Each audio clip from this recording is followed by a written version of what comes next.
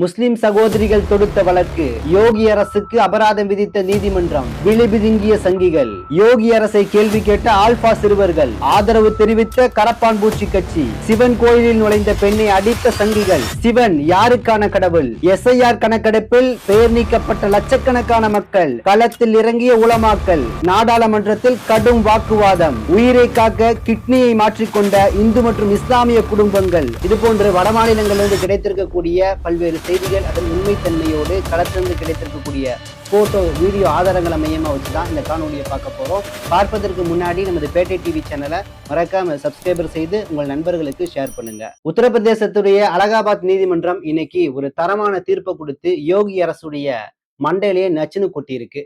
என்னன்னு கேட்டீங்கன்னா, 2021-20 2 சகோதரிகள், இந்து சகோதரிகள் இஸ்லாமிய மார்க்கத்துக்கு தழுவுறாங்க. ஒரு சகோதரியுடைய பேர் பாத்தீங்கன்னா திவ்யா பாட்டியா, இவங்களுக்கு 20 வயசு. இவங்களுடைய அக்கா ஒருத்தவங்களுக்கு 35 வயசு. இவங்க பேர் அன்சுயா பாட்டியா. இந்த 2 நபர்கள் இஸ்லாத்துக்கு வந்த பின்னாடி இவங்களுடைய பேரையும் மாற்றிக்கொள்றாங்க.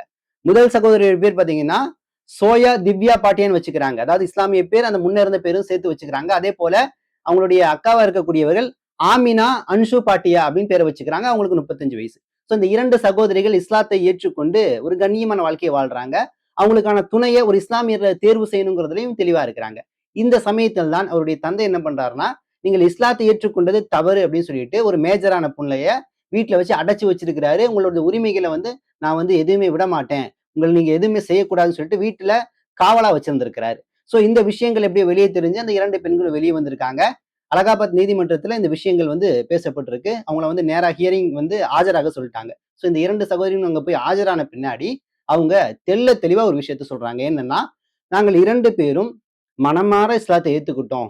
இஸ்லாமியங்களது நெறியா இருக்கு, சமத்துவம் சகோதரத்துவம் என்று இஸ்லாம் எல்லா கண்ணியத்தையும் எங்களுக்கு வழங்குது. சோ மேஜர் ஆயிட்டோம், எங்களது உரிமைகளை நீங்க பெற்றுக் கொடுக்கணும்னு சொல்லிட்டு நீதிபதிகிட்ட இந்த விஷயத்த முன் வைக்கிறாங்க. சோ நீதிபதி இது எல்லாத்தையும் முழுசா கேட்டுட்டு அவர் ஒரு தரமான தீர்ப்பை கொடுக்குறாங்க. என்ன தீர்ப்புன்னா, நீங்கள் இஸ்லாத்தை ஏற்றுக்கொள்வது உங்கள் உரிமையா இருக்கு. சட்ட விதிகளின் அடிப்படை நீங்கள் மேஜர் ஆயிட்டீங்க அப்படின்னா நீங்க என்ன மதத்தை சாய்ஸ் பண்ணணும், நீங்க யாரை திருமணம் செய்யணும், நீங்க எங்க இருக்கணும், உங்களை அடுத்த எதிர்கால வாழ்க்கை எப்படி இருக்கணும் அப்படிங்கிறத நீங்கள் தீர்மானிச்சா போதும் சொல்லிட்டு நீதிபதி தரமான ஒரு பதிலை கொடுத்துட்டு மேற்கொண்டு ஒரு சம்மட்டி அடியை கொடுக்குறாங்க. என்ன அப்படின்னு கேட்டீங்கன்னா, 25 லட்சம் ரூபாய் பணத்தை நீங்க என்ன பண்ணணும், இழப்பீடாக நீங்க என்ன பண்ணணும், கொடுக்கணும். இந்த 25 லட்சத்தை அந்த அரசும், அதாவது உத்தரப்பிரதேசத்துடைய யோகி அரசும் இந்த தந்தையும் ஒன்றாக சேர்ந்தோ தனித்தனியாகவோ இந்த 2 சகோதரிக்கு கொடுத்துருங்க அப்படின்னு சொல்லக்கூடிய விஷயத்த சொல்லி 8 வாரம் கால கெடுயும் கொடுத்திருக்கிறாங்க. அப்போ நிச்சயமாக அலகாபாத்துடைய இந்த தீர்ப்பு என்பது ஒரு அற்புதமான தீர்ப்பு. ஏன்னா சில ஆண்டுகளுக்கு முன்னாடி கேரளால ஹாதியா என்று சொல்லக்கூடிய அந்த பெண்ணுடைய விஷயத்த பார்த்தோம். அதுல பெரிய அளவுல அந்த பெண் ஃபைட் பண்ணாங்க. ஏன்னா அடிப்படையில் அந்த பெண் இஸ்லாத்தை ஏத்துக்கிட்டு தான் திருமணம் செஞ்சாங்கன்னா கூட அவங்க தந்தை இஸ்லாத்தை இவங்க ஏத்துக்கிட்டாங்கல்ல, அதுக்கப்புறம் திருமணம் செஞ்ச நபர் தான் வேண்டுமென்று இஸ்லாத்திற்கு மதம் மாத்திட்டாரு, கட்டாயப்படுத்திட்டாருன்னு சொல்லக்கூடிய குற்றச்சாட்டை வச்சு வீட்டு சிறையில வச்சாங்க ஹாதியாவை. சோ அந்த ஹாதியா பெரிய அளவுல சட்ட போராட்டத்தை ஏற்படுத்தி இறுதியாக தன் கணவரை கைப்பிடிக்கிறாங்க அப்படிங்கிற செய்தி நீங்க கேள்விப்பட்டிருப்பீங்க. சோ நிச்சயமாக இன்னைக்கு யோகி அரசுக்கு இது ஒரு சம்மட்டி அடி. இதே போலத்தான் உத்தரப்பிரதேசத்துல அடுத்த ஒரு சம்மட்டி அடி ஆல்பா குழந்தைகள் மூலமாக இன்னைக்கு யோகிக்கு கொடுக்கப்பட்டிருக்கு. ஏன்னா உத்தரப்பிரதேசத்துல இருக்கக்கூடிய கர்சானா என்று சொல்லக்கூடிய ஒரு கிராமம் மிகவும் பின்னடைந்த கிராமம். எந்த வசதியும், அடிப்படை வசதியும் கிடையாது. குறிப்பாக சாலை வசதியே கிடையாது. இந்த சூழல்ல தான் 2010க்கு பின்னாடி பிறந்த ஆல்பா குழந்தைகள்னு சொல்லுவாங்க, 2030க்கு அப்புறம் பீட்டான்னு சொல்லுவாங்க.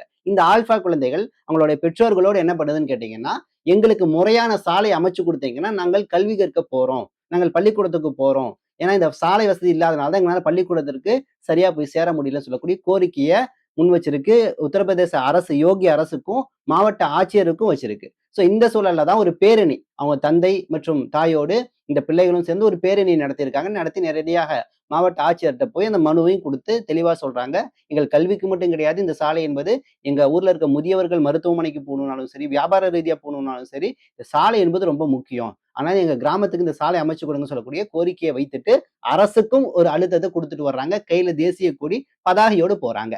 சோ இந்த விஷயம் இருக்குல்ல, இந்த விஷயத்திற்கு முழுக்க கரப்பான்பூச்சி கட்சியுடைய தலைவர் அபிஜித் முழுமையாக ஆதரவு கொடுத்திருக்கிறாரு. ஏன்னா அவரு கிட்டத்தட்ட இந்த கல்வி சார்ந்த விஷயங்களுக்கான போராட்டங்களை தான் முன்னெடுத்துட்டு இருக்கிறாரு. இனி பேஸ் 2 அப்படிங்கிற அளவுக்கு, பார்ட் 2ங்கிற அளவுக்கு 2ஆம் கட்ட போராட்டங்களையும் சில டிமாண்டை முன்வைத்து ஜந்தர் மந்தர்ல நடத்த தயாராகவும் இருக்கிறாரு.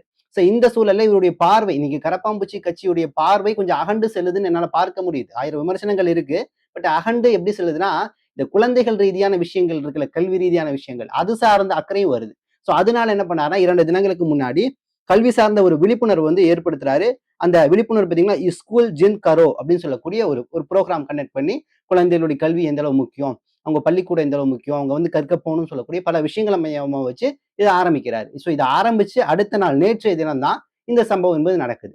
ஸோ இதற்கு முழுக்க முழுக்க காக்ரோச் ஜனதா பார்ட்டியுடைய தலைவர் அபிஜித் வந்து இந்த குழந்தைகளுக்கு, ஆல்பா குழந்தைகளுக்கு வாழ்த்து சொல்லி ராயல் சல்யூட்டையும் ஒண்ணு வச்சுட்டு, உங்களோட நான் இருக்கின்றேன்.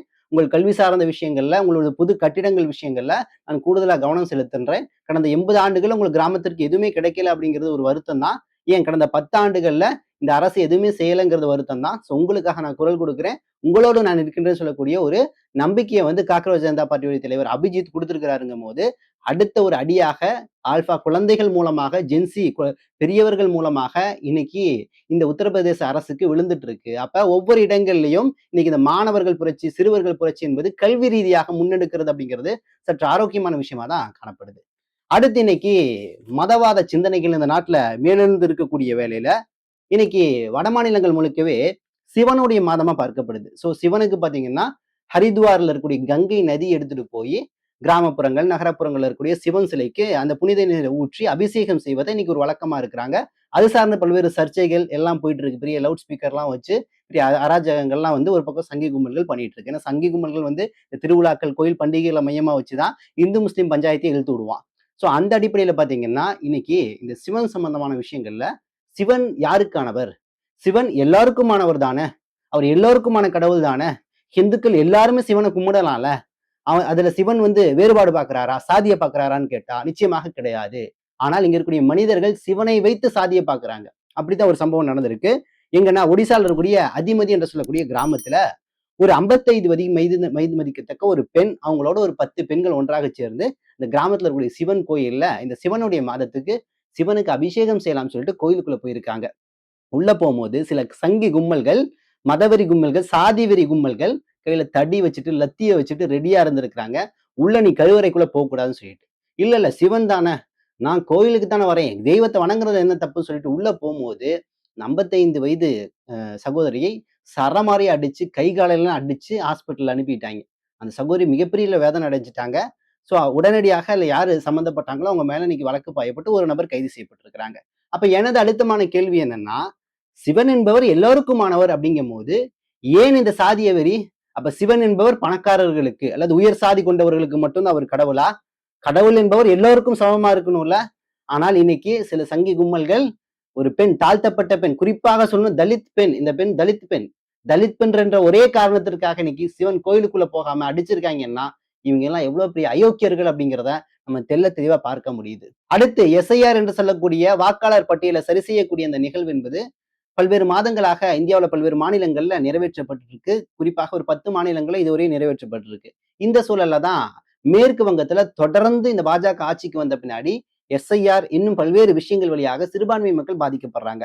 அதுல இந்த எஸ்ஐஆர் உடைய கணக்கெடுப்பு இருக்குல்ல, இதுல இதுவரையிலும் கிட்டத்தட்ட 27 லட்சம் நபர்கள் வந்து இந்த வாக்காளர் பட்டியலில் சேர்க்கப்படலை அப்படின்னு சொல்லக்கூடிய குற்றச்சாட்டை முன்வைத்து இன்னைக்கு அங்க இருக்கக்கூடிய ஜாமியத் உலா ஹிந்த் என்று சொல்லக்கூடிய ஒரு இஸ்லாமிய அமைப்பு, அதாவது உலமாக்கள் இருக்கக்கூடிய அமைப்பு, இவங்க தெருவுல இறங்கி இன்னைக்கு எல்லா மக்களுக்குமாக ஒரு பேரணி நடத்திருக்காங்க.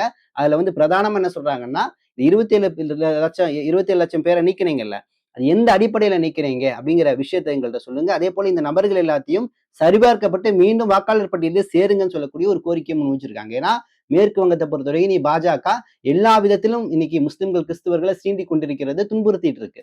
அடுத்து இன்னைக்கு நாடாளுமன்ற மழைக்கால கூட்டத்தொடர் கிட்டத்தட்ட முடியக்கூடிய ஒரு சிச்சுவேஷன்ல இருக்கு. இந்த இறுதி தருணத்துல பல்வேறு மசோதாக்கள் குறித்து சரியான முறையில அங்க உரையாட முடியல.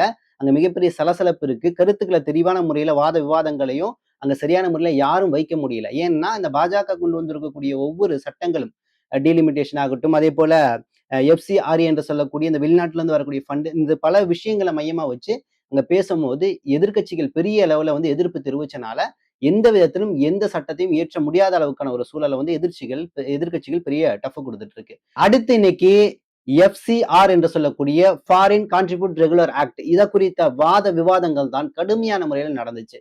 ஏன்னா இந்த ஃபாரின் கரன்சி இருக்குல்ல, அதாவது வெளிநாட்டுல இருந்து வரக்கூடிய இந்த பணங்கள் இருக்குல்ல, இந்த படங்கள் என்ஜிஓக்கள் வந்து இங்க பெரிய அளவுல பயன்படுத்துறாங்க. குறிப்பாக கிறிஸ்துவ அமைப்பை சார்ந்தவர்கள் வந்து வெளிநாட்டுல இருந்து வரக்கூடிய நிதிகளை தொண்டு நிறுவனங்களுக்கு எடுத்துக்கொண்டு பல சேவையை தொடர்ந்து செஞ்சுட்டு இருக்கிறாங்க. உங்களுக்கு தெரியும் இன்னைக்கு கிறிஸ்துவர்கள் பல்வேறு சேவைகள், மருத்துவ சேவைகள், கல்வி சேவைகள், பல சேவைகள் செய்யறாங்க. சோ அதற்கு பின்னாடி மதம் என்ற ஒரு விஷயத்தை முன்வைத்து சில கிறிஸ்துவ மிஷினரிகள் என்ன பண்றாங்கன்னா, உனக்கு கல்வியை கத்துக் கொடுக்குறேன், உனக்கு வந்து வேலை வாய்ப்பை ஏற்படுத்தி கொடுக்குறேன்னு சொல்லிட்டு தங்களுக்கு மதம் மாற்றுவதற்காக கூட இதை பயன்படுத்துறாங்கன்னு சொல்லக்கூடிய குற்றச்சாட்டு இருக்கு.